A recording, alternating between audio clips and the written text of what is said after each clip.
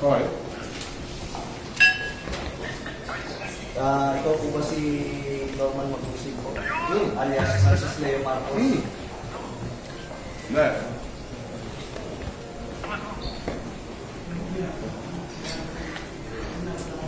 Okay. Parang saan yan? Bago pa po yun, ayanin pong basahan ko po kayo ng ano. Kita mo, sir? Kita mo? Operatiba ng CIVD po. Kayo po ba, ulitin ko po, kayo po ba si Norman Mangusing alias Francis Leo Marcos? Yes, ako. Kayo ay aming inaaresto sa bisa ng warrant of arrest na issue ng RTC Branch 294 Parañaque City for violation of unjust fixation under Article 287 of Revised Penal Code as amended in relation to Section 6 of RA 10175. Kayo ay may karapatang manahimik, sir. O sa walang tigo, o ano man ang inyong sabihin ay maaaring gawin pabor o laban sa inyo. Sa anumang hukuman, kayo rin ay may karapatan kumuha ng sarili nyong abogado at kung wala po kayong sariling abogado, kayo po ay pagkakalooban ng libre ng gobyerno. Kayo rin po ay may karapatan kumuha ng sarili nyong doktor na magsusuri ng inyo. Sir, pwede paano po yan at maano nyo yung karapatan po? Sige. Kayo rin po ay may karapatan po magpasuri sa sino mang doktor at kung wala po kayong kakayahan ay pagkakalooban po kayo ng libre din po ng gobyerno ng doktor na susuri po sa inyo.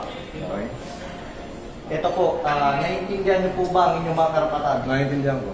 Okay po, kayo po ay sasama po sa amin para po sa inyong... Attorney, ito po, basahin po. unjust fixation daw sa Parañaque. Hindi ko alam kung sino complainant nito.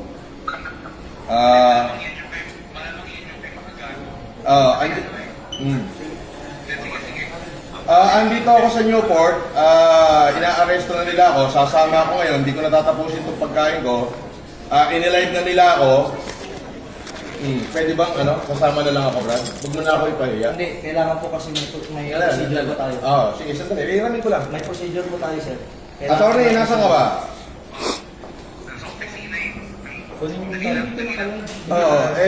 Kailangan bailan nyo na ako rito.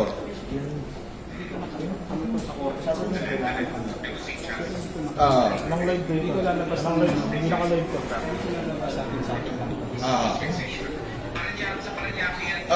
Sandali lang, kausapin ko lang abogado ko. Sa Parañaque, eto, binibidyoan na ako rito. Ewan ko kung may vlogger dito. Wala. Vlogger dito. Andito na. May warrant, 120,000 yung bill, 12 counts of unjust fixation.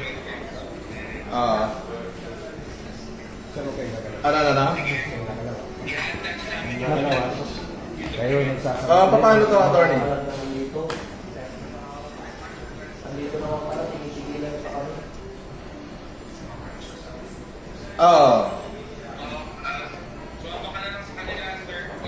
Tapos, Pwede po kayong kasuhan ng construction justice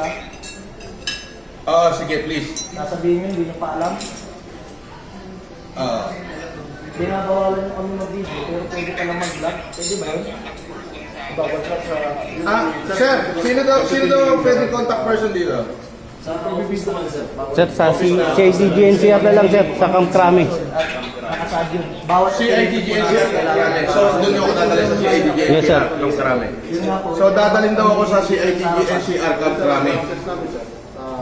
Ay, hindi ba ganun ang process? Pag may warrant at meron na isang reliable knowledge. Doon daw ang office ng CIDGNCR sa Camp Crame. Pwede namin pasukin. Wala makakapigil sa amin. Sir, yung warrant, sir, is all over the Philippines, sir. Nation daw, wait daw yung warrant. Maayos mo yung coordination namin dito. Kaya Hindi naman search warrant yun. kung may ganito operation at kailangan talaga i-video, we need to inform mo na si Paco. Ganun po kasi yung process ng Paco. Opo, may process po. Pero yun nga po, may knowledge na po. At bibigay sa district na ito mo, dito natin. Pwede mong malis. Sandali, attorney. Ano yan? Pwede mong ano yan eh. Pwede mong... Tara na.